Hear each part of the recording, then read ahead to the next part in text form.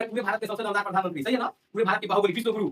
या तो नाम तो जानिए ना क्या आप लोग? अरे विश्व गुरु जी का है भाई क्षेत्र है, पीएम मोदी, सही है ना? कि पीएम मोदी जी क्या है? बनारस के बाहुबली हैं। अब देश के तो राजा ये हैं, जब जिसको मर्जी चाहेंगे उठा देंगे, जब जिसको मर्जी चाहेंगे पटक देंगे। कहते हैं ना, मिल ही जाएगी मंजिल भटकते भटकते, मिल ही जाएगी मंजिल भटकते भटकते, गुमराह तो वो है जो घर से निकले ही नहीं।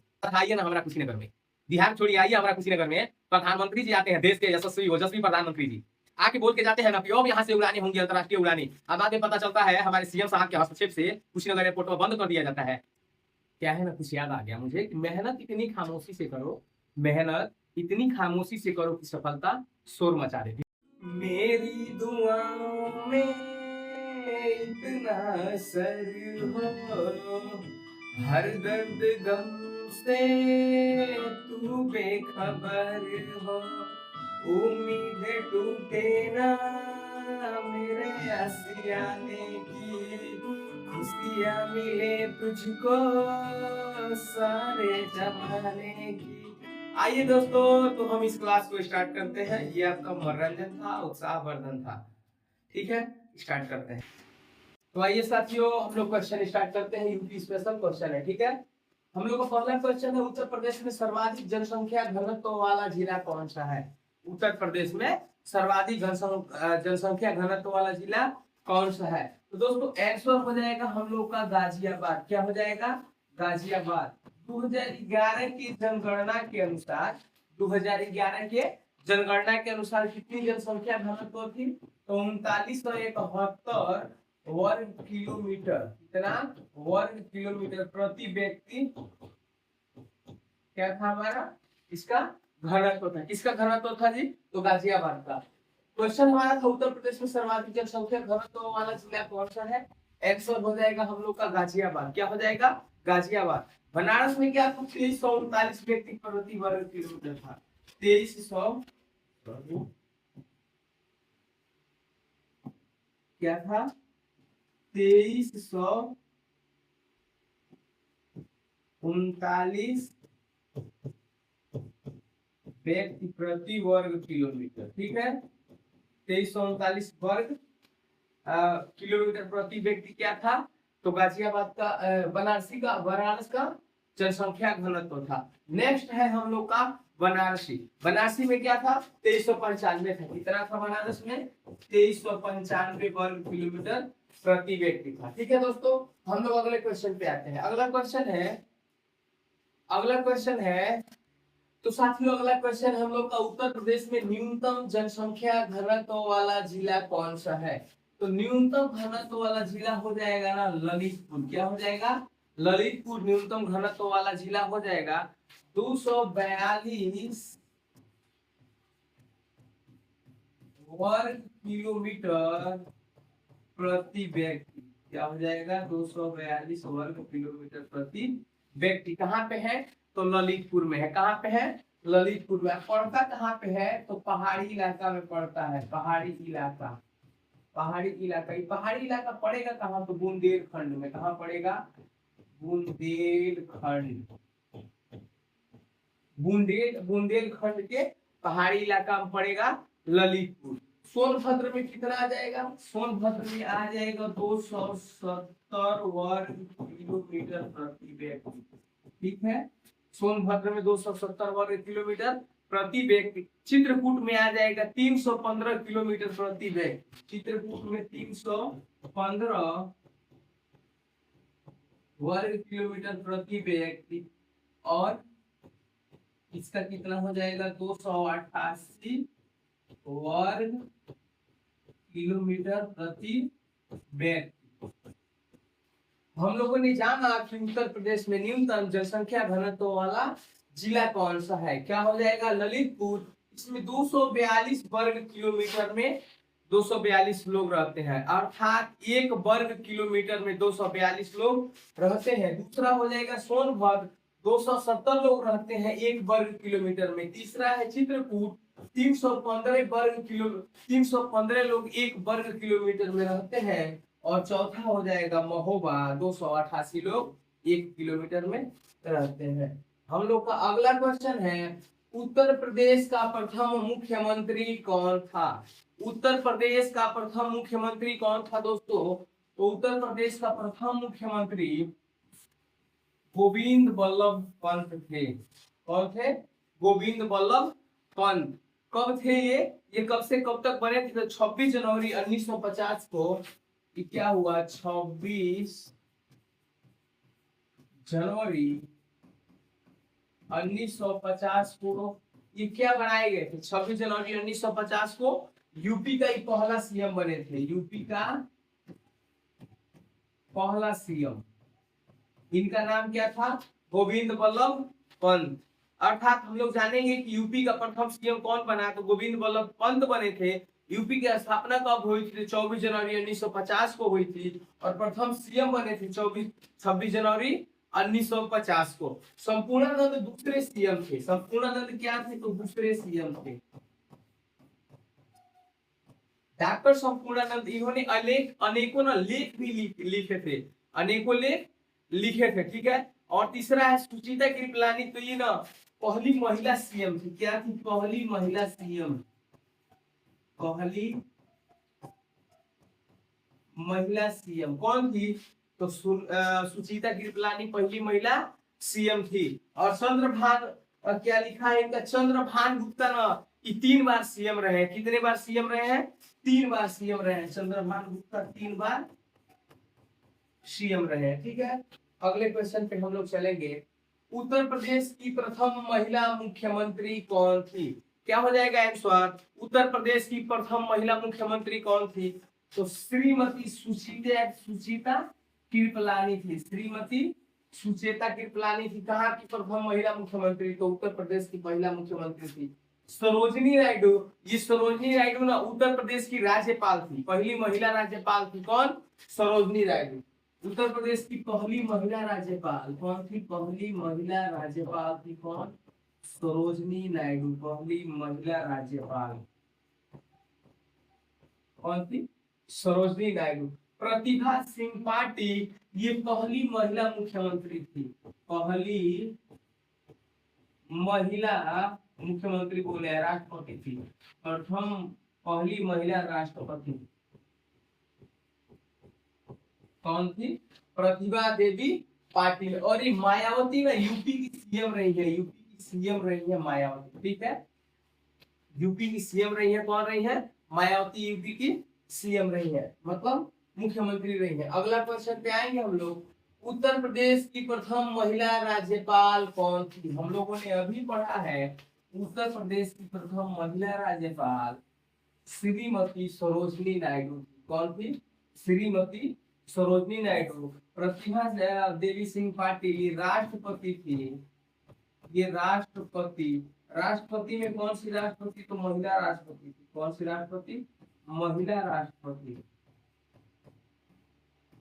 प्रथम महिला राष्ट्रपति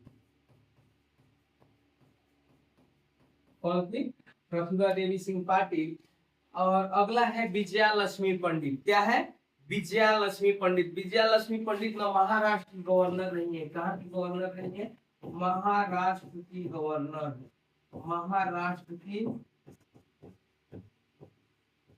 गवर्नर। महाराष्ट्र की गवर्नर कौन रही है?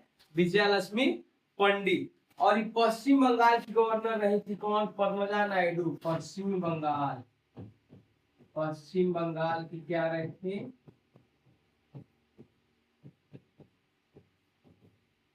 गवर्नर। पर फिर नहीं होना है, गवर्नर से मतलब होता है राज्यपाल। पश्चिम बंगाल की राज्यपाल कौन सा रही थी? तो पद्मजा नायडू रहे थे। प्रथम महिला क्या थी? राज्यपाल थी सरोजनी नायडू। प्रतिभा देवी सिंह पाटिल क्या रही थी? तो प्रथम महिला राष्ट्रपति रही थी। विजया लक्ष्मी पंडित क्या रही थी? तो महाराष्ट्र की गवर्नर रही थी, अर्थात महाराष्ट्र की राज्यपाल रही थी। अगला क्वेश्चन है उत्तर प्रदेश के प्रथम राज्यपाल कौन थे? उत्तर प्रदेश के प्रथम राज्यपाल कौन थे? तो उत्तर प्रदेश के प्रथम राज्यपाल थी ना सरोजनी नायडू। उत्तर प्रदेश की प्रथम राज्यपाल कौन थी? श्रीमती सरोजनी नायडू थी उत्तर प्रदेश की प्रथम राज्यपाल।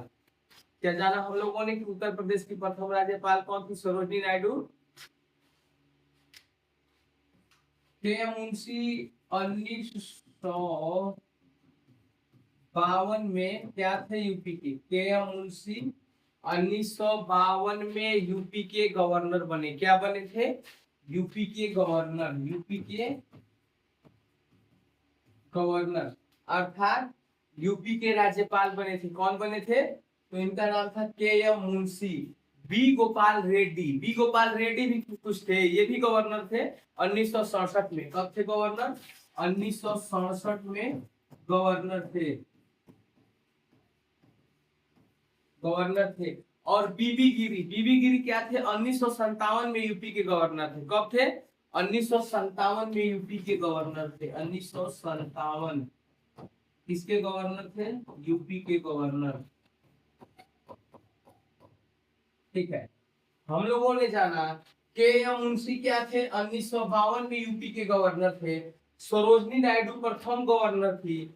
आगे है 1967 में बी गोपाल रेड्डी गवर्नर थे और बीबी गिरी 1957 में यूपी के गवर्नर थे। उत्तर प्रदेश में सबसे अधिक प्रधानमंत्री किस लोकसभा क्षेत्र से चुने गए? उत्तर प्रदेश में सबसे अधिक क्या चुने गए हैं? तो ये प्रधानमंत्री किस लोकसभा सीट से चुने गए हैं? तो फूलपुर। किससे चुने गए हैं? फूलपुर। आप लोग ध्यान दिए होइएगा, पूरे भारत में सबसे अच्छा जो फील्डर रहे मोहम्मद कैफ, मोहम्मद कैफ भी फूलपुर से आते हैं। संयोगवश फूलपुर से चुनाव भी लड़े थे और फूलपुर से चुनाव लड़ने के बाद से हार भी गए थे। हम लोग का आंसर मिला है उत्तर प्रदेश में सबसे अधिक प्रधानमंत्री किस लोकसभा क्षेत्र से चुने गए हैं? तो वह लोकसभा क्षेत्र क्या है? फूलपुर है। कौन सा लोकसभा क्षेत्र है? वह लोकसभा क्षेत्र है फूलपुर। ठीक है, प्रयागराज में कौन कौन थे? नेहरू और लाल बहादुर। प्रयागराज में नेहरू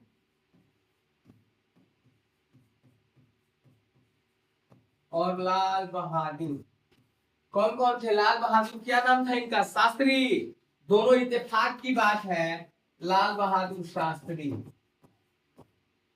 पंडित जवाहरलाल नेहरू पूरे भारत के प्रथम राष्ट्रपति चुने गए और ये जो लाल बहादुर शास्त्री हैं पूरे भारत के सबसे ताकतवर, शरीर के हिसाब से सबसे दुबले पतले प्रधानमंत्री और ताकत के हिसाब से बोले तो सबसे ताकतवर प्रधानमंत्री रहे थे लाल बहादुर शास्त्री। ठीक है, वाराणसी से आइए ना, वाराणसी से आइए, हमारे पूरे भारत के सबसे दमदार प्रधानमंत्री। सही है ना?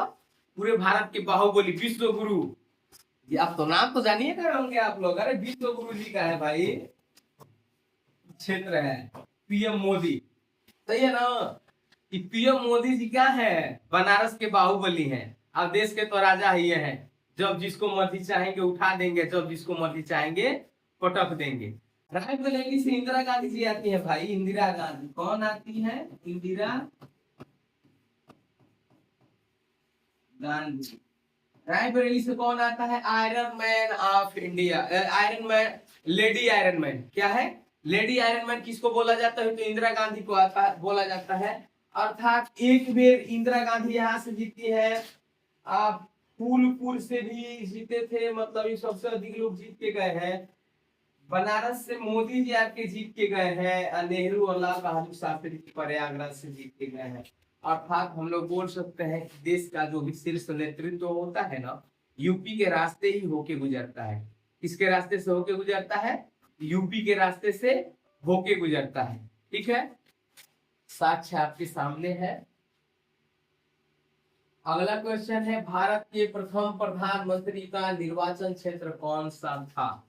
भारत का प्रथम प्रधानमंत्री का निर्वाचन क्षेत्र कौन सा था?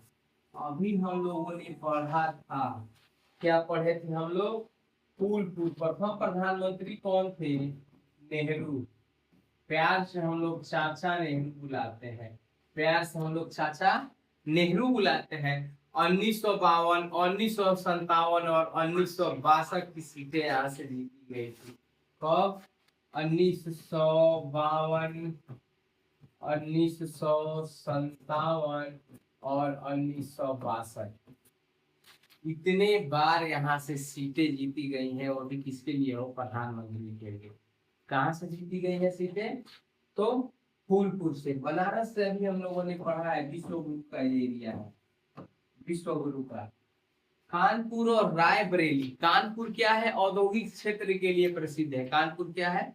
औद्योगिक क्षेत्र के लिए प्रसिद्ध है। और रायबरेली इंदिरा गांधी की सीट थी। रायबरेली किनकी सीट थी? तो इंदिरा गांधी की सीट थी रायबरेली। रायबरेली इंदिरा गांधी की। क्या है ना, कुछ याद आ गया मुझे कि मेहनत इतनी खामोशी से करो, मेहनत इतनी खामोशी से करो कि सफलता शोर मचा दे। ढिढोरा नहीं पीटना है कि हम मेहनत कर रहे हैं, बस खामोशी से मेहनत करते रहिए, सफलता अपना काम करेगी। आइए हम लोग का नेक्स्ट क्वेश्चन है, लाल बहादुर शास्त्री का जन्म उत्तर प्रदेश के किस नगर में हुआ था? लाल बहादुर शास्त्री का जन्म उत्तर प्रदेश के किस नगर में हुआ था? तो ये हुआ था मुगल सराय में। लाल बहादुर शास्त्री का जन्म 2 अक्टूबर 1904 को हुआ था। 2 अक्टूबर 1904 को मुगल सराय में हुआ था। 2 अक्टूबर 1904 में मुगल सराय में हुआ था। बनारस से हमें कोई मतलब नहीं है, प्रयागराज हो नहीं सकता और गाजीपुर हो नहीं सकता। अगला क्वेश्चन है हम लोगों का, चंद्रशेखर का संबंध उत्तर प्रदेश के किस जिले से था? चंद्रशेखर का संबंध उत्तर प्रदेश के किस जिले से था? तो बलिया से था। चंद्रशेखर का संबंध उत्तर प्रदेश के बलिया से था। एक बलिया में एक जगह है इब्राहिम पट्टी गांव। क्या जगह है? इब्राहिम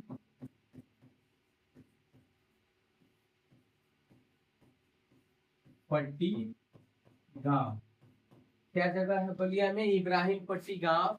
इसे ना लोग प्यार से बागी बलिया उत्तर प्रदेश बुलाते हैं। क्या बुलाते हैं? बागी बलिया उत्तर प्रदेश। याद कर लीजिएगा, बागी बलिया उत्तर प्रदेश। क्या लोग प्यार से बुलाते हैं? बागी बलिया उत्तर प्रदेश। और गाजीपुर के पास जिला है एक, जहाँ पे चंद्रशेखर का कुछ मतलब नहीं बनता है। जहाँ पे क्या नहीं बनता है? चंद्रशेखर का कुछ मतलब नहीं बनता है। चंद्रशेखर का किस जिले से था? बलिया से। गाजीपुर नहीं होगा, जौनपुर नहीं और आजमगढ़ नहीं। अगला क्वेश्चन है हम लोगों का, उत्तर प्रदेश में सबसे अधिक नगर निगम किस मंडल में है? उत्तर प्रदेश में सबसे अधिक नगर निगम किस मंडल में है? तो किस मंडल में हो जाएगा? वो तो मेरठ में हो जाएगा। किस मंडल में हो जाएगा? मेरठ में। मेरठ में क्या क्या हो जाएगा? तो मेरठ में हो जाएगा गाजीपुर। हाँ, मेरठ में क्या हो जाएगा? गाजीपुर। गाजीपुर बोल रहे हैं, मेरठ, गाजियाबाद, हापुड़, नोएडा, बुलंदशहर, सहारनपुर। 6 गो नगर निगम हो जाएंगे। कितने नगर निगम हो रहे हैं? तो 6 नगर निगम। कितने? 6 नगर निगम हो रहे हैं। इसमें 6 गो नगर निगम हो रहे हैं उत्तर प्रदेश के मेरठ में। 6 गो नगर निगम हो रहे हैं। लखनऊ में 2 हो जाएगा, प्रयागराज में 1 हो जाएगा और कानपुर में 1 हो जाएगा। लखनऊ में 2, प्रयागराज में 1 और कानपुर में 1। भुटेली सो रहा है क्या वो? और सबसे सो गया। उत्तर प्रदेश का सबसे बड़ा मंडल जिलों की संख्या के आधार पर कौन सा है? कौन सा हो जाएगा? हो तो गोरखपुर मंडल हो जाएगा। गोरखपुर मंडल हो जाएगा जिलों की संख्या के आधार पे। शायद हम लोग इसको पहले भी पढ़ चुके हैं। गोरखपुर में कितने मंडल हो जाएंगे? तो गोरखपुर में 4 गो। क्या है? गोरखपुर तो खुदे मंडल है, इसमें कितने जिले हो जाएंगे? जिलों की संख्या 4 हो जाएगी। अगर विधानसभा क्षेत्रों की संख्या कोई पूछता है तो विधानसभा क्षेत्रों की संख्या क्या विधानसभा बोल रहे हैं, संसदीय क्षेत्र कोई पूछता है तो 5 गो हो जाएगा। संसदीय क्षेत्र कितना हो जाएगा? 5 गो। प्रयागराज में 4 जिले हैं। प्रयागराज में 4 जिले हैं। आजमगढ़ में 3 जिले हैं। प्रयागराज में 4 जिले, आजमगढ़ में 3 जिले, गोरखपुर में 4 जिले और बनारसी में 4 जिले। बनारस में 4 जिले। ठीक है, हम लोग अगले क्वेश्चन पे आते हैं। अगला क्वेश्चन है, उत्तर प्रदेश का सबसे बड़ा रेलवे जंक्शन कौन सा माना जाता है? उत्तर प्रदेश का सबसे बड़ा रेलवे जंक्शन कौन सा माना जाता है? क्योंकि हो सकता है कि हम लोग का आंकड़ा पुराना भी हो। यहाँ पे दिया है पंडित दीनदयाल उपाध्याय जंक्शन। क्या दिया है? पंडित दीनदयाल उपाध्याय जंक्शन। हो सकता है कि आंकड़ा हम लोग का थोड़ा पुराना हो। गोरखपुर भी हो सकता है। वैसे तो गोरखपुर एशिया का सबसे बड़ा माना जाता है। गोरखपुर क्या है? रेलवे जंक्शन है ना। अच्छा रेलवे जंक्शन दिया है, प्लेटफार्म हमको लेना है, ठीक है। क्या है, पंडित दीनदयाल उपाध्याय जंक्शन क्या हो जाएगा, पूरे उत्तर प्रदेश का सबसे बड़ा जंक्शन हो जाएगा।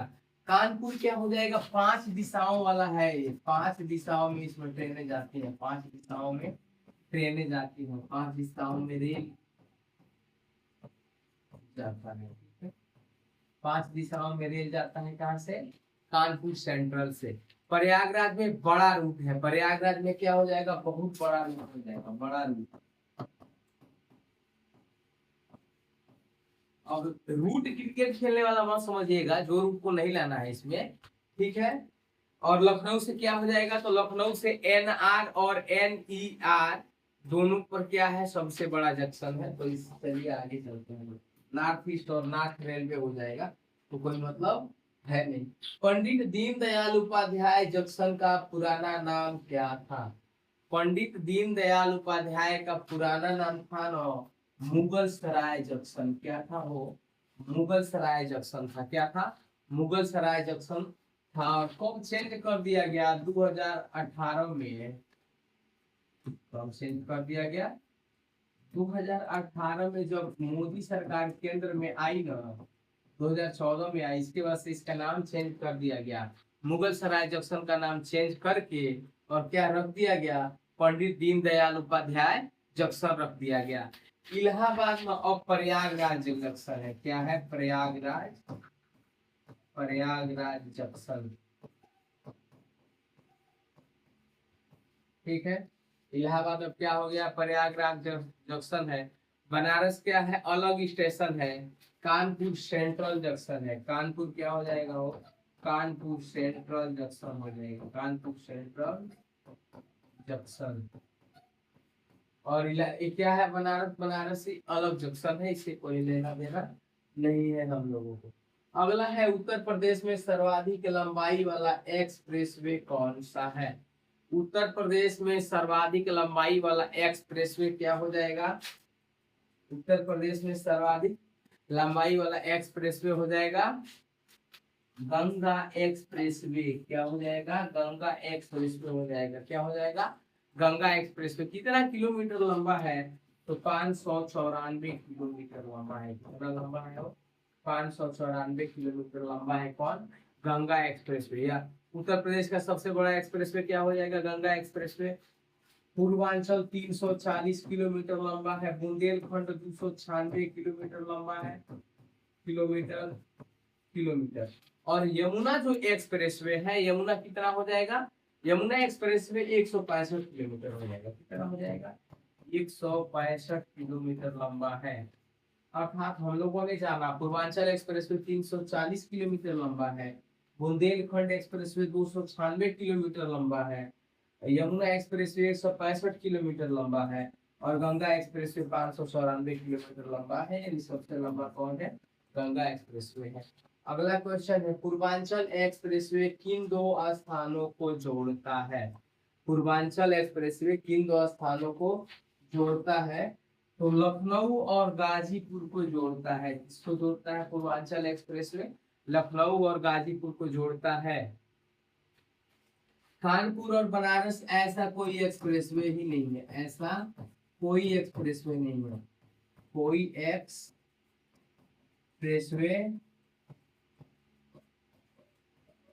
नहीं है, ऐसा कोई एक्सप्रेसवे नहीं है। रही बात आगरा और लखनऊ की, ये आगरा और लखनऊ को जोड़ने वाली एक्सप्रेसवे है। और प्रयागराज गोरखपुर अभी ये प्रस्तावित है। क्या है वो, प्रस्तावित है, प्रस्तावित है मतलब ही प्रस्ताव इसका दे दिया गया है। अब कब से चालू होगा, कब से बनेगा, कोई लिमिट इसका ठिकाना नहीं है। अगला क्वेश्चन है, बुंदेलखंड एक्सप्रेसवे का प्रारंभ किस जिले से होता है, बुंदेलखंड एक्सप्रेसवे का नाम और प्रारंभ किस जिले से होता है, एक जिला है चित्रकूट। कौन सा जिला है, चित्रकूट। ये भरत कुंभ से शुरू होकर इटावा तक जाता है, भरत कुंभ से शुरू होगा, कहाँ से, भरत कुंभ से शुरू होकर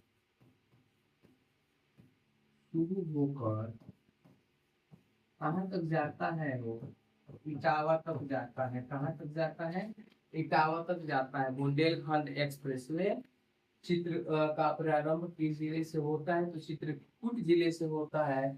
ये कहाँ से शुरू हो रहा है जी? भरतपुर से शुरू होकर इटावा तक जा रहा है। ठीक है। झांसी क्या है? तो एक अंतिम बिंदु है। झांसी क्या हो जाएगा?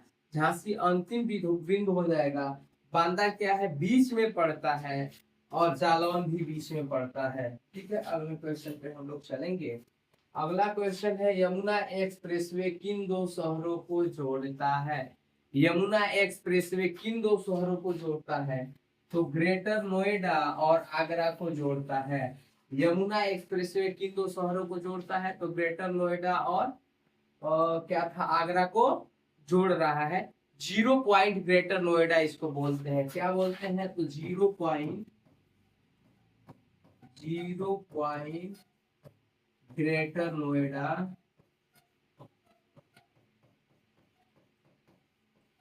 बोलते हैं। 0 पॉइंट ग्रेटर नोएडा बोलते हैं। ए बुटेली, उठ जाया करो यार, काहे सो जा रहे हो? इस क्लास को जगाने वाले तुम ही तो हो। सो जाओगे तो फिर का ही मतलब है हो? अच्छा, आगरा और मथुरा क्या है? बीच में पड़ता है। क्या करता है? बीच में पड़ता है, पर शुरुआती बिंदु नहीं है। क्या है? पर शुरुआती बिंदु नहीं है। क्या है? बीच में पड़ता है पर शुरुआती बिंदु नहीं है। दिल्ली और आगरा से कोई लेना देना नहीं है। बच रहा है क्या? नोएडा और मथुरा। नोएडा से कोई एक्सप्रेसवे शुरू नहीं होता। अच्छा दी बाबू, क्या कर रहा? कुछ कर रहे हैं का? ना भाई। चलिए अगले क्वेश्चन पे हम लोग चलेंगे। हम लोग के क्लास को जगाने के लिए बहुत सारे लोग हैं। हमारे एडिटर साहब, साथ में भुटेली बाबू, इस क्लास को रोचकता बढ़ाने के लिए, और सबसे बड़े कलाकार हमारे छेदी भैया, पियानो के कलाकार, साथ में साथ दे रहे हैं हम लोग का। अब ऐसा नहीं है, बहुत बच्चों की संख्या नहीं है, बस हम लोग का स्टाफ है क्लास में। अगला है, उत्तर प्रदेश का पहला अंतर्राष्ट्रीय हवाई अड्डा कौन सा था? उत्तर प्रदेश का प्रथम अंतर्राष्ट्रीय हवाई अड्डा कौन सा था? हो तो लखनऊ था। लखनऊ से अंतर्राष्ट्रीय उड़ानें उड़ी गई थी। कब उड़ाया गया था? तो 2005 में उड़ाया गया था। 2005 में उड़ाया गया था। अच्छा, इनका नाम क्या था? चौधरी चरण सिंह क्या था एयरपोर्ट? चौधरी चरण सिंह, चौधरी चरण सिंह। शायद से मैं गलत नहीं हूं तो ये क्या गरीबों के मसीहा बोले जाते थे, किसानों के दोस्त चौधरी चरण सिंह जब भारत के प्रधानमंत्री हुए थे। बनारस में कब बना था? तो 2012 में बना था अंतरराष्ट्रीय हवाई अड्डा। क्या बना था? अंतरराष्ट्रीय हवाई अड्डा कब बना था? 2012 में बना था अंतरराष्ट्रीय हवाई अड्डा। कुशीनगर में 2021 में बना भाई, क्या बात है। कुशीनगर में 2021 में बना था। आइए ना हमारा कुशीनगर में, बिहार छोड़िए, आइए हमारा कुशीनगर में। प्रधानमंत्री जी आते हैं, देश के यशस्वी ओजस्वी प्रधानमंत्री जी आके बोल के जाते हैं ना कि अब यहाँ से उड़ाने होंगी, अंतरराष्ट्रीय उड़ाने। अब बाद में पता चलता है हमारे सीएम साहब के हस्तक्षेप से कुशीनगर एयरपोर्ट बंद कर दिया जाता है। नाम का चालू है, चलता है गोरखपुर, जबकि लीगल नहीं है गोरखपुर। वहां पे सेना का भी उड़ान के लिए व्यवस्था है, एयरफोर्स है साइड में। आप ये वाला यात्री वाला भी रख लिए हैं। अब बताइए कहाँ तक लीगल है? लेकिन जबरदस्ती चल रहा है। सीएम है तो चलेगा। इंटरनेशनल एयरपोर्ट बंद है, सोचिए डोमेस्टिक एयरपोर्ट चालू है। ये इत्तेफाक की बात है ना। कुशीनगर वाला चालू हो जाएगा ना भैया, तो गोरखपुर वाला मतलब बंद पड़ जाएगा। दिक्कत यही है। तो आइए हमारे कुशीनगर में 2021 में एक प्रधानमंत्री उठ के आते हैं, देश के राजा, गरीबों के मसीहा, विश्व गुरु आते हैं, बोलते हैं कि मेरे प्यारे मित्रों एवं साथियों, अब कुशीनगर का रूपरेखा बदल जाएगा, कुशीनगर की भूमि की कीमतें बढ़ जाएंगी। अब आइए देखिए ना कितना कीमत बढ़ा है, कितना कीमत बढ़ा है। आगे कभी कुशीनगर में देखिए ना, कोई मतलब नहीं हुआ एयरपोर्ट बनाने का। अगला है आगरा। आगरा में क्या है ना, अभी सिविल एन्क्लेव बन रहा है, पूर्ण रूप से बना नहीं है। मतलब ये सिविल लाइन है, डोमेस्टिक उड़ान जैसे सिविल लाइन गोरखपुर है वैसे ही वो भी डोमेस्टिक उड़ाने हैं, इंटरनेशनल एयरपोर्ट नहीं बना है।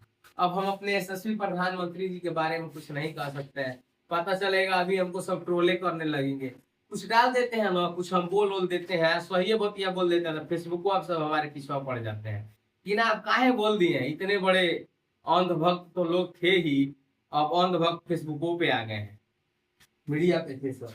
चलिए कोई बात नहीं है, अगला क्वेश्चन है। हम लोग तो पॉलिटिकल वाले नहीं ना है भाई, रोजी रोटी चला लेंगे तो बहुत बड़ी बात है, क्या औकात है हम लोग का। कुशीनगर अंतरराष्ट्रीय हवाई अड्डा कब शुरू हुआ? भैया अबे हम पढ़ के आए हैं 2021 में शुरू हुआ था, इसका उद्घाटन हमारे पीएम साहब किए थे, यशस्वी पीएम विश्व गुरु। अब ज्यादा नाम नहीं देंगे, एक बार हम इत्तेफाक की बात बता रहे हैं आप लोगों से, एक बार हम गूगल में सर्च किए थे, गूगल में सर्च किए ना कि दुनिया के सबसे बड़े झूठे प्रधानमंत्री कौन है, तो सबसे पहले हमारे विश्व गुरु का नाम आ रहा है। लेकिन क्या ही करिएगा, अब तो हटा दिया गया है, गूगल वो डर की वजह से नहीं बोलता है। समझ में आ रहा है ना। अरे हमारे रक्षा मंत्री से लेके गृह मंत्री तक, प्रधानमंत्री तक, हाई स्कूल इंटर वालों को ग्रेजुएशन बना देते हैं सब, क्या बताइएगा। ये क्राइटेरिया बनाइए ना कि कम से कम ग्रेजुएशन पास ही प्रधानमंत्री बनेगा, कहानी में रंगे आ जाएगा, हमें देश का रूपरेखा बदल जाएगा। कम से कम जो आईएएस पीसीएस रैंक का अधिकारी होगा वो भी सैल्यूट करते समय उसको भी गर्व होगा कि कम से कम ग्रेजुएट आदमी को तो सैल्यूट कर रहे हैं। चलिए, कुशीनगर अंतरराष्ट्रीय एयरपोर्ट शुरू हुआ भाई, हवाई अड्डा कब शुरू हुआ? तो 2021 में शुरू हुआ था। 2019 में शिलान्यास हुआ था। शिलान्यास कब हुआ था? वो शिलान्यास लिख लेते हैं। शिलान्यास होता है 2019 में, 20 में कोविड आ जाता है, और 21 में क्या होता है, अंतरराष्ट्रीय उड़ानें शुरू होती हैं, और 22 में ऑपरेशन में कुछ कर दिया जाता है। 22 में क्या हो जाता है, तो ऑपरेशनल शुरू हो चुका होता है, नाम का हो जाता है, बाकी किसी काम का नहीं रहता है, तो खत्म करते हैं। ज्यादा नहीं बोलना है इसको, इस सब नेता लोग का काम है, नेता लोग बोले, हम लोग का काम नहीं है। उत्तर प्रदेश का प्रथम जैव मंडल रिजर्व कौन सा है?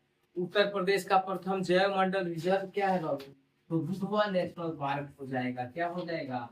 Dudhwa national park. Dudhwa national park प्रथम जैव मंडल रिजर्व इसको घोषित किया गया 1988 में। कब घोषित किया गया था इसको? 1988 में घोषित किया गया। दुधवा नेशनल पार्क पड़ता कहाँ पे है? तो लखीमपुर खीरी में पड़ता है। कहाँ पे पड़ता है? लखीमपुर खीरी।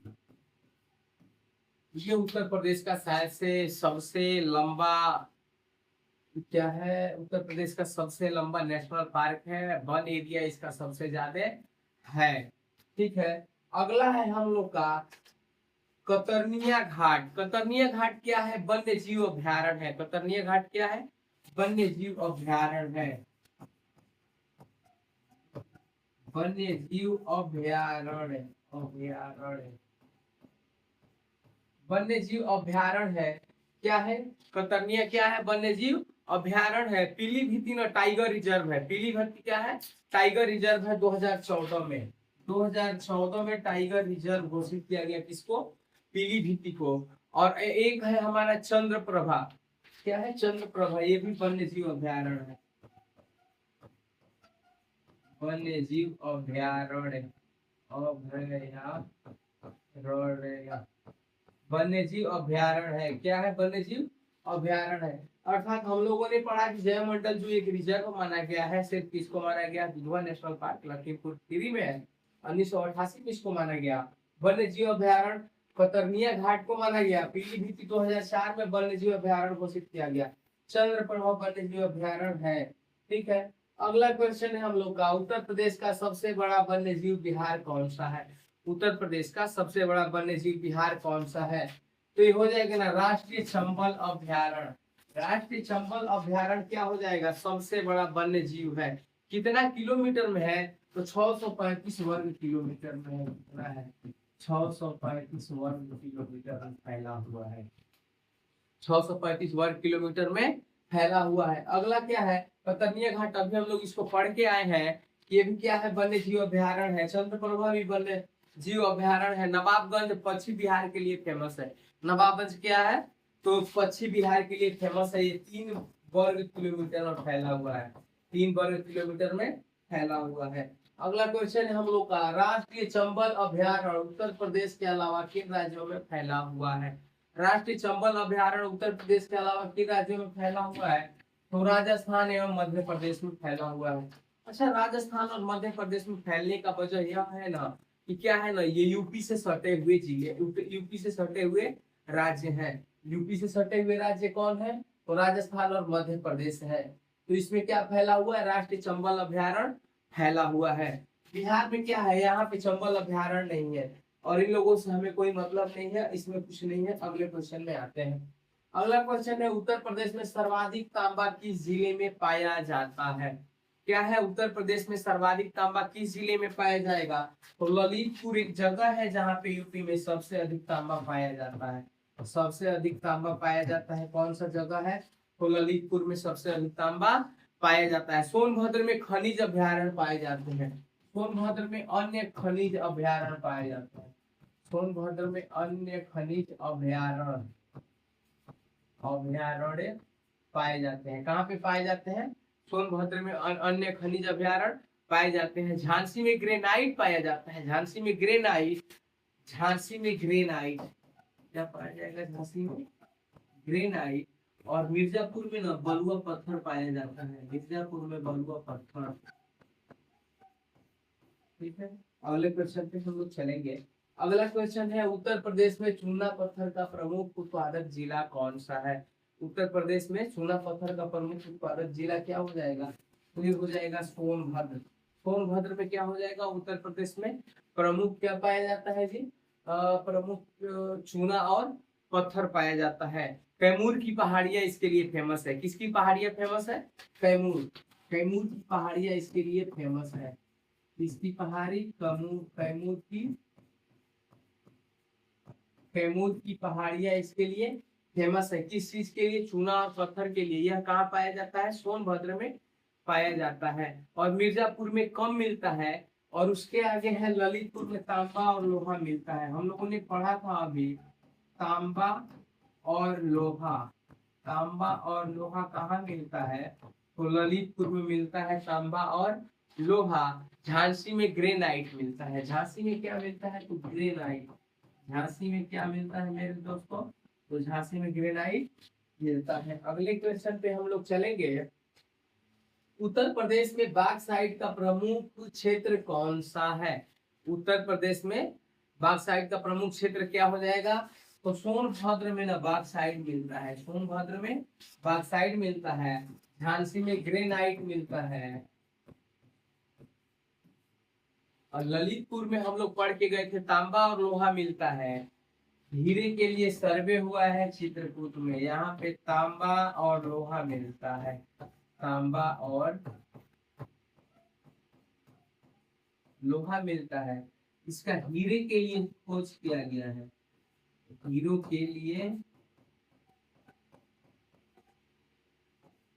खोज किया गया है। क्या किया गया है, खोज किया गया है। कहाँ पे, तो चित्रकूट में सर्वे किया गया है, इसका मतलब हो गया खोज किया गया है। अगला क्वेश्चन चलेंगे हम लोग। उत्तर प्रदेश में स्वर्ण के भंडार कहाँ पाए गए हैं। उत्तर प्रदेश में स्वर्ण के भंडार सोनभद्र में पाए गए हैं। ये तो याद करने वाला सबसे बढ़िया है, सोनभद्र से स्वर्ण हो जाएगा। सोनभद्र से क्या हो जाएगा, स्वर्ण हो जाएगा। और कौन सी पहाड़ियां हैं, सोन की पहाड़ियों में पाया गया है। ये इस जगह का नाम भी हो जाएगा सोन की पहाड़ियां। सोन की पहाड़ियां। सोन की पहाड़ियों में क्या पाया गया है, सोन की पहाड़ियों में सोना पाया गया है। और सोन की पहाड़ियां है कहाँ पे, तो सोनभद्र में सोन की पहाड़ियां है। उत्तर प्रदेश में स्वर्ण का भंडारण कहाँ पाया गया है, तो सोनभद्र में पाया गया है। ललितपुर में तांबा हम लोगों ने पढ़ा था। ललितपुर में क्या था, तांबा था।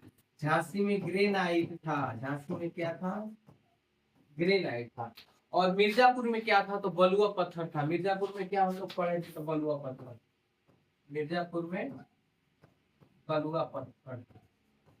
मिर्जापुर से हम लोगों ने क्या पढ़ा, तो बलुआ पत्थर पढ़ा था। अगला क्वेश्चन है, उत्तर प्रदेश का एकमात्र पर्वतीय क्षेत्र कौन सा माना जाता है? उत्तर प्रदेश का एकमात्र पर्वतीय क्षेत्र कौन सा माना जाता है? तो कैमूर की पहाड़ियां या कैमूर की क्षेत्र, कैमूर का क्षेत्र बोलते हैं या कैमूर की पहाड़ियां। ये कैमूर की पहाड़ियां एक ऐसा है, एक ऐसी पहाड़ियां है जो उत्तर प्रदेश में पाई जाती है। विंध्य पर्वत उत्तर प्रदेश की नहीं है, बुंदेलखंड ये उत्तराखंड में चला जाएगा, और इनमें से कोई नहीं, इससे कोई मतलब नहीं है। ये विंध्याचल की पहाड़ियां उत्तर प्रदेश की नहीं है। ठीक है, अगला क्वेश्चन है हमारा, कैमूर पर्वतमाला मुख्यतः किस जिले में स्थित है?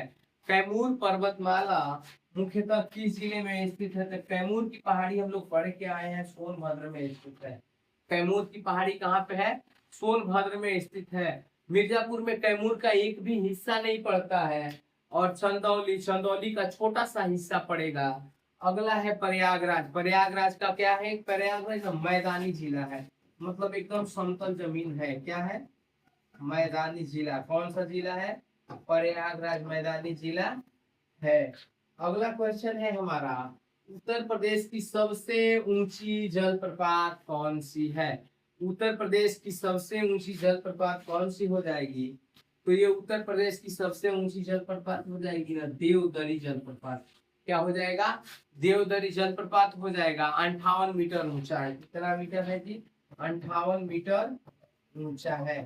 कौन सा है? इसका नाम है देवदरी जलप्रपात। आगे है बड़ा, क्या है आगे? क्या है ये? 100 फीट ऊंचा क्या है? मिर्जापुर है। ये बीडम फाल कितना है? 100 फीट ऊंचा, 100 फीट ऊंचा है। 100 फीट ऊंचा क्या हो जाएगा? बीडम। हम इसको अनफान मार के गए हैं, ठीक है। अगला है लखनिया दरी। लखनिया दरी 65 मीटर। कितना मीटर? ये 65 मीटर हो जाएगा लखनिया दरी। और अगला है राजदरी। राजदरी कितना हो रहा है? तो राजदरी हो रहा है 65। राजदरी 65 मीटर ऊपर हो रहा है। सॉरी दोस्तों, हमने ये 150 मीटर था। कितना था? 150 मीटर। हमने जाना कि बीडम फाल कितना मीटर ऊंचा है, तो ये है 100 फीट। कितना फीट? 100 फीट ऊंचा है। मीटर हम इसको किए हैं, ये फीट है। 150 फीट है, 65 मीटर है, और 58 मीटर है। सबसे ऊंची जलप्रपात क्या हो जाएगी इसकी? देवधरी जलप्रपात हो जाएगी। देवधरी जलप्रपात हो जाएगी। ठीक है, क्या है उत्तर प्रदेश की सबसे ऊंची जलप्रपात? देवधरी। कहते हैं ना, मिल ही जाएगी मंजिल भटकते भटकते। मिल ही जाएगी मंजिल भटकते भटकते। गुमराह तो वो है जो घर से निकले ही नहीं। गुमराह तो वो है जो घर से निकले ही नहीं। आइए साथियों, हमारा अगला क्वेश्चन है, सिराज हिंद के नाम से प्रसिद्ध शहर कौन है? सिराज हिंद के नाम से प्रसिद्ध शहर कौन है? तो जौनपुर को न सिराज हिंद के नाम से जाना जाता है। कौन सा शहर है? जौनपुर को सिराज हिंद के नाम से जाना जाता है। यहाँ पे न सरकी सुल्तानों का शहर था, एक सरकी सुल्तानों का शहर था। सरकी सुल्तानों का क्या हो जाएगा? शहर हो जाएगा, जो शिक्षा और संस्कृति का एक धार्मिक केंद्र था। वाराणसी। वाराणसी क्या था? तो वाराणसी को हम लोग का पुराना नाम इसका काशी विश्वनाथ है। क्या है? काशी विश्वनाथ। यहाँ पे विश्वनाथ भगवान की काफी पुरानी मंदिर स्थित है, आप आके विजिट कर सकते हैं। लखनऊ की यूपी की राजधानी है, ये हमारे यूपी की राजधानी है लखनऊ। आगरा में आइए कभी ताजमहल घूमने के लिए। क्या करने के लिए हो? तो ताजमहल घूमने के लिए। इसका निर्माण किसने करवाया था? तो शाहजहां ने करवाया था। किसकी याद में करवाया था? तो अपनी बीबी मुमताज महल के याद में करवाया था। उसका नाम क्या था? तो मेहरुनिसा उसका नाम था, वास्तविक नाम। अगले क्वेश्चन पे आएंगे, भारत का मैनचेस्टर उत्तर प्रदेश का कौन सा शहर कहा जाता है? भारत का मैनचेस्टर उत्तर प्रदेश का कौन सा शहर कहा जाता है? तो ये कानपुर है ना, कानपुर भारत का मैनचेस्टर और उत्तर प्रदेश का शहर है। मतलब भारत का मैनचेस्टर क्या कहलाएगा? कानपुर। मैनचेस्टर होता क्या है? तो सूती वस्त्र उद्योगों का बड़ा सा भंडार। क्या होता है? सूती वस्त्र उद्योगों का बड़ा सा भंडार। सूती वस्त्र उद्योगों का बड़ा सा भंडार या बड़ा भंडार, ठीक है, ये होता है मैनचेस्टर। मेरठ अपने पेठा के लिए फेमस है। यूपी में सबसे सुंदर अगर कहीं पेठा पेठा मिलता है तो मेरठ में मिलता है।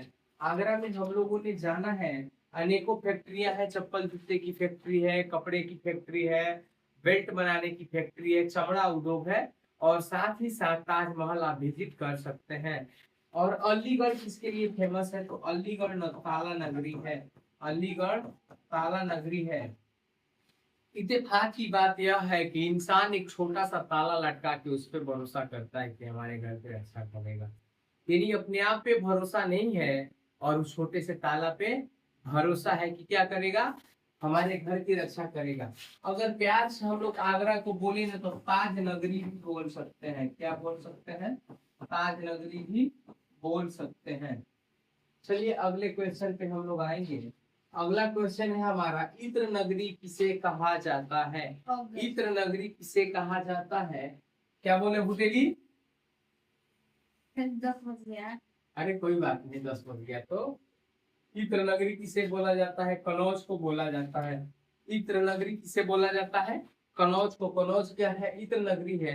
अभी हम लोगों ने जाना कि लखनऊ, लखनऊ को हम लोग यूपी का तो राजधानी है, ये है कैपिटल है, ये है यूपी का। क्या हम इसको नवाबों का शहर नहीं बोल सकते हैं? बोल सकते हैं ना, वो नहीं बोल सकते हैं वो?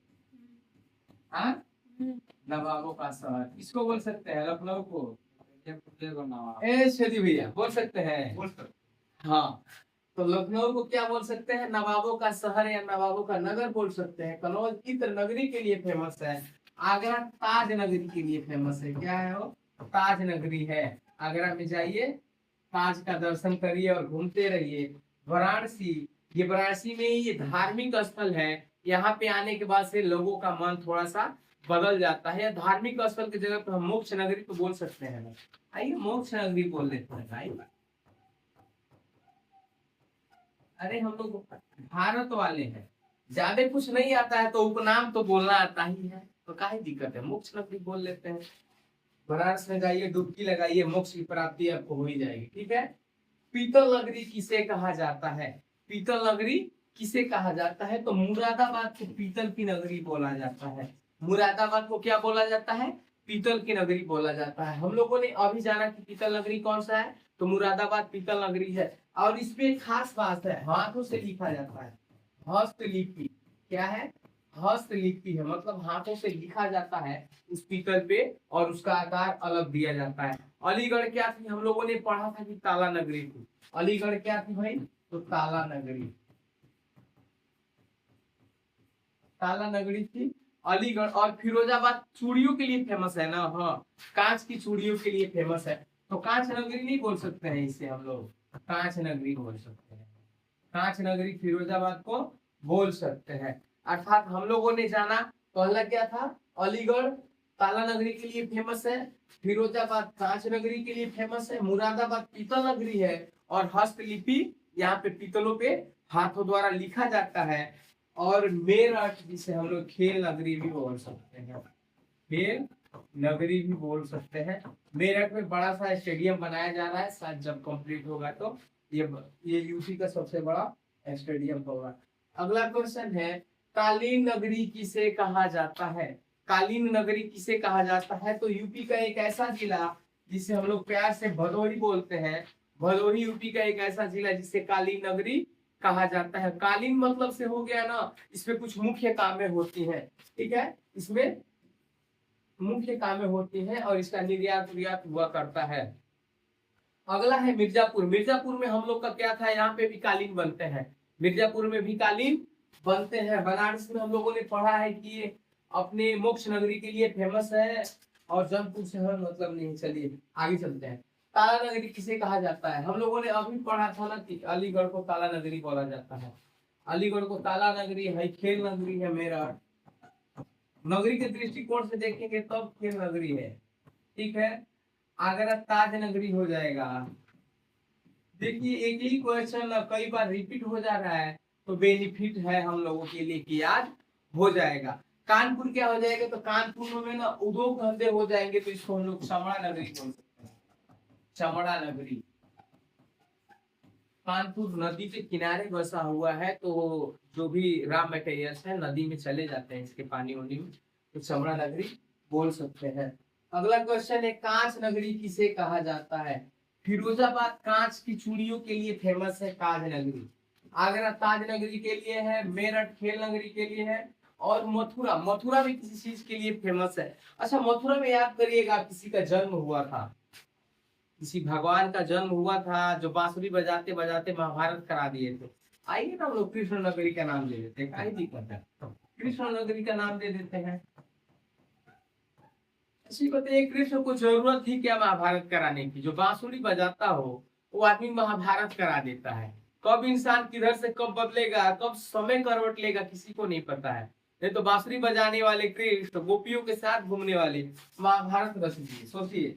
चलिए अगले क्वेश्चन पे आते हैं। भारत का पहला ग्रामीण विश्वविद्यालय उत्तर प्रदेश में कहाँ स्थापित किया गया।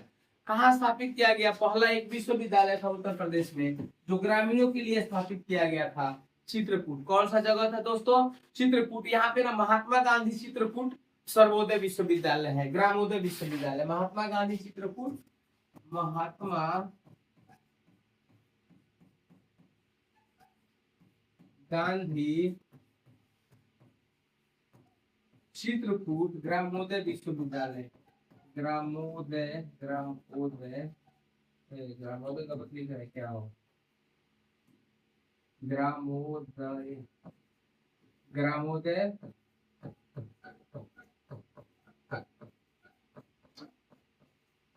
विश्वविद्यालय, महात्मा गांधी ग्रामोदय विश्वविद्यालय। ऐसा ही कब बना था, 1991 में। कब बना था, 1991 में बना था। ठीक है, अगले क्वेश्चन पे हम लोग चलेंगे। अगला क्वेश्चन है हमारा, महात्मा गांधी चित्रकूट ग्रामोदय विश्वविद्यालय किस जिले में स्थित है। किस जिले में स्थित हो जाएगा हो, तो चित्रकूट अभी हम लोग पढ़ के आए हैं, ये चित्रकूट में स्थित है। क्या चित्रकूट में स्थित है, तो महात्मा गांधी ग्रामोदय विश्वविद्यालय कहाँ पे स्थित है, चित्रकूट में। अच्छा बांदा, बांदा पास में है, ज्यादा दूर नहीं है। बांदा कहाँ पे है, तो बांदा पास में है, चित्रकूट के पास में बांदा है। हमीरपुर बुंदेलखंड का एक जिला है। हमीरपुर क्या है, बुंदेलखंड का एक जिला है। हमीरपुर क्या है, बुंदेलखंड का एक जिला है। बुंदेलखंड का जिला कौन सा हो जाएगा, हमीरपुर। चलिए अगले क्वेश्चन पे आते हैं। उत्तर प्रदेश में सर्वाधिक दुग्ध उत्पादन किस जिले में होता है। उत्तर प्रदेश में सर्वाधिक दुग्ध उत्पादन किस जिले में होता है, तो मथुरा। मथुरा सर्वाधिक दुग्ध उत्पादन के लिए फेमस है। अर्थात हम लोग मथुरा, कृष्ण नगरी क्या है, दुग्ध उत्पादन में सबसे ज्यादा फेमस है। पशुपालन यहाँ पे होता है, डेयरी उद्योग है, तो इसके लिए ही फेमस है। मेरठ और अलीगढ़ से कोई मतलब नहीं है, अलग अलग नगरियां हैं। उत्तर प्रदेश में सर्वाधिक आम उत्पादन किस जिले, किस क्षेत्र में होता है। उत्तर प्रदेश में सर्वाधिक आम उत्पादन किस क्षेत्र में होता है, देखिए ना, मलिहाबाद एक जगह है जहाँ पे आम का उत्पादन होता है। कौन सा जगह है, तो मलिहाबाद में क्या होता है, आम का उत्पादन होता है। लखनऊ में ना लंगड़ा आम मिलता है। ए भुटेली, लंगड़ा आम खाए हो कबो, चौसा आम नहीं खाए हो। अच्छा तो यहाँ पे चौसा आम मिलेगा। अरे आम का क्षेत्र चलिए रहा है तो सब आम खाया करो भाई। यहाँ पे देखो ना, बाराबंकी में रटौल आम, अजीब अजीब नाम है ना। अरे हमारे पास भोजपुरी फिल्म के बाहुबली छेदी जी बैठे हैं, खाए छेदी जी, कौन आम, लंगड़ा आम खाए हो। अरे लंगड़ा आम तो हम लोग एरिया में मिल जाता है, चौसा आम भी खाया गया है, लेकिन रटौल आम तो नहीं खाए हैं हम लोग। चलिए कोई बात नहीं, अगले क्वेश्चन पे आते हैं हम लोग। अगले क्वेश्चन पे आते हैं, दशहरी आम का प्रमुख उत्पादन क्षेत्र कौन सा है। दशहरी आम का प्रमुख उत्पादन क्षेत्र है ना मलिहाबाद। अभी हम लोग पढ़े हैं तो दशहरी आम हम लोग दबा के खाते हैं, दशहरी आम ना हो। अपना जी बगीचे में इधर ही पड़ा है। अच्छा, बगीचा में इधर ही पड़ा है। 100 रुपए का 2-2.5 किलो मिल जाता है, सस्ता का सस्ता। आपका बोलते हैं ना, आम का आम, गुठलियों का दाम, सब हम लोग का काम हो जाता है। तो दशहरी आपका प्रमुख क्षेत्र क्या है? वो मलिहाबाद। वाराणसी में लंगड़ा आम मिलता है। लोग फिर से लंगड़ा आम आ गया हो बनारस में। लंगड़ा आम बड़ा फेमस है। का लंगड़ा आम वो होटेली। सहारनपुर में चौसा, सहारनपुर में चौसा। अब मेरठ में रटौल। फिर से आ गया, देख लो, चौसा आम और रटौल आम। यार फ्लिपकार्ट से मंगाओ यार, होटेली रटौल आम खाया जाए। चलो अगले क्वेश्चन पे आते हैं। उत्तर प्रदेश का प्रमुख मेट्रो रेल प्रोजेक्ट किस शहर में शुरू हुआ? किस शहर में शुरू हुआ? और लखनऊ में शुरू हुआ था। कब हुआ था? लखनऊ में शुरू हुआ 2017 में। 2017 में लखनऊ में शुरू हुआ था क्या मेट्रो प्रोजेक्ट? कब शुरू हुआ था? 2017 में लखनऊ मेट्रो प्रोजेक्ट शुरू हुआ। नोएडा में 2019 में शुरू हुआ। 2019 में। उत्तर प्रदेश का एक शहर है, फिल्म नगरी भी बोला जाता है। उत्तर प्रदेश का फिल्म नगरी कोई है तो नोएडा है। 2019 में शुरू हुआ। कानपुर में 2021 में शुरू हुआ। और आगरा में 2024 में। आगरा में 2024 में। यानी हम लोगों ने जाना है कि नोएडा में 2019 में शुरू हुआ मेट्रो प्रोजेक्ट, 2021 में कानपुर में शुरू हुआ, 2017 में आगरा में शुरू हुआ, 2017 में लखनऊ में शुरू हुआ और आगरा में 2024 में शुरू हुआ था। अगले क्वेश्चन पे हम लोग चलेंगे। यूपी का पहला स्मार्ट सिटी कौन सा घोषित हुआ है? यूपी का पहला स्मार्ट सिटी क्या घोषित हुआ है? वो तो बनारस है क्या? इसमें कहें बनारस में पहला स्मार्ट सिटी घोषित हो गया है। अब चूंकि बनारस हमारे यशस्वी प्रधानमंत्री जी विश्व गुरु का भाई कुछ एरिया है ना, संसदीय क्षेत्र है। किसका संसदीय क्षेत्र है? वो तो विश्व गुरु जी का संसदीय क्षेत्र है। तो भाई स्मार्ट सिटी तो घोषित होगा ना। उसके बाद से लखनऊ। लखनऊ तो हम लोग का क्या है, बाद में घोषित हुआ है। वैसे हमारा यूपी का राजधानी है। प्रयागराज दूसरे राउंड में घोषित हुआ है भाई। घोषित तो प्रयागराज भी हुआ है लेकिन दूसरे राउंड में, और ये भी दूसरे राउंड में घोषित हुआ है कानपुर। अगला क्वेश्चन है, देव दीपावली का आयोजन कहाँ होता है? ये हम लोग का सबसे फेमस कोई फेस्टिवल है देव दीपावली। आप लोग देखिएगा, पता नहीं हजारों लाखों दिए जलाए जाते हैं। हजारों लाखों दिए जलाए जाते हैं यहाँ पे, वो भी घी के दिए जलाए जाते हैं।